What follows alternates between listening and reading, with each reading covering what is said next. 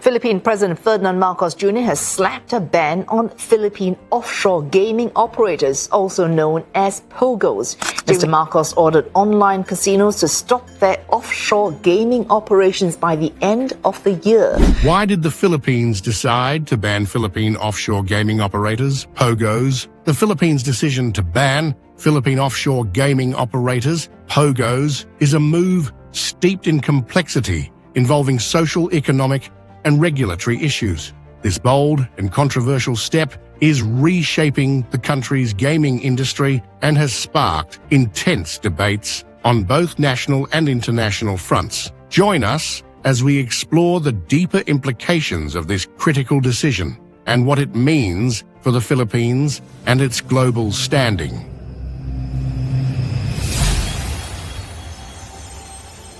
What is a POGO? POGO stands for Philippine Offshore Gaming Operators, an industry that provides online gambling services targeting players outside the Philippines. Established to leverage the country's strategic location and skilled workforce, POGOs primarily cater to Chinese citizens who are unable to access such services within their own country due to strict online gambling prohibitions. The concept of POGOs gained prominence in recent years as it offered an innovative and profitable avenue for online gaming enthusiasts. These operators typically manage their platforms from the Philippines, employing thousands of Filipino workers and foreign nationals. They also offered a range of online gambling services, including live dealer games, virtual casinos, and digital slot machines, which made the industry a lucrative economic contributor. The mechanics of online gambling. POGOs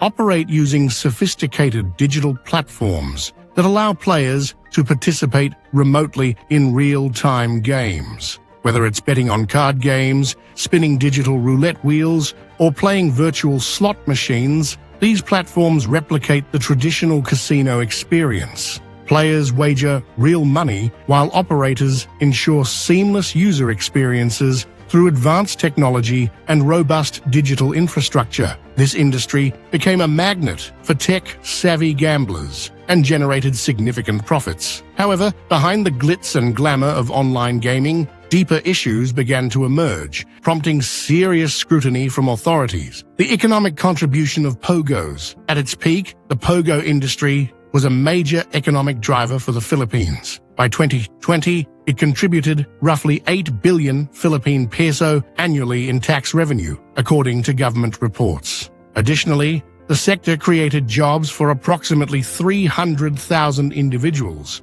including Filipino workers and foreign nationals, such as Chinese IT specialists and customer service agents. POGOs also provided indirect economic benefits, stimulating growth in ancillary industries. The real estate sector, for instance, flourished due to the demand for office spaces, condominiums, and accommodations for foreign workers. Business process outsourcing BPO services also saw increased demand, further supporting the country's economy. However, while the POGO industry offered short-term gains, it gradually became evident that these benefits came with significant trade-offs. Why did the Philippines ban POGOs? The decision to shut down POGOs stems from a range of pressing issues that outweigh the economic benefits. The government, along with law enforcement agencies, identified 3 critical areas of concern. 1. Criminal activities. The POGO sector became associated with a disturbing surge in illegal activities. Reports from law enforcement agencies linked several operators to organized crime syndicates. Crimes such as human trafficking, money laundering, prostitution, and even kidnapping were found to be connected to POGO operations. These criminal networks not only threatened national security, but also tarnished the Philippines' reputation on the global stage. 2. Social problems. The rapid rise of POGOs also exacerbated social issues. The industry was accused of contributing to gambling addiction and the breakdown of family structures. Numerous cases were reported where foreign workers abandoned their families, creating a growing crisis in the country's social welfare system. Additionally, the influx of foreign workers led to cultural tensions and strained local communities, as foreign nationals often occupied entire residential areas and drove up the cost of living in urban centers. 3. Regulatory challenges. The government faced persistent difficulties in regulating the POGO industry. Many operators were accused of tax evasion, depriving the government of billions in potential revenue. Labor law violations were also rampant, as some POGO operators reportedly employed undocumented workers, violating immigration and employment regulations. International implications. The ban on POGOs has garnered significant international attention, particularly from China. Beijing has long pressured the Philippine government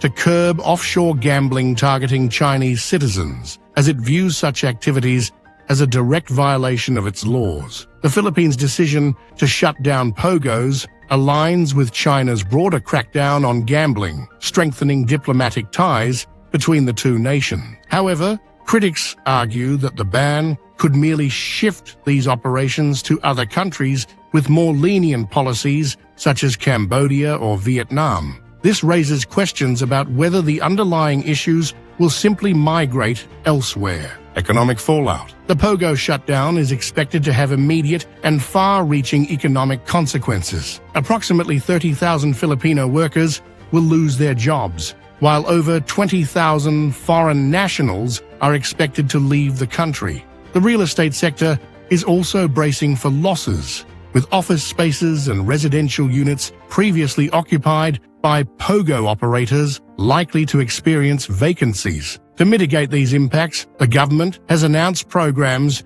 aimed at retraining and providing alternative employment opportunities for displaced workers. However, filling the economic void left by the POGO shutdown is expected to be a challenging and lengthy process, balancing economic growth with social responsibility. The Philippines' decision to ban POGOs underscores the delicate balancing act between fostering economic growth and addressing social, legal, and ethical concerns. While the POGO industry undoubtedly contributed to the country's economy, its association with crime, social disruption, and regulatory challenges ultimately made its continuation untenable. Final thoughts. The POGO ban marks a pivotal moment for the Philippines, offering valuable lessons for other nations grappling with similar challenges.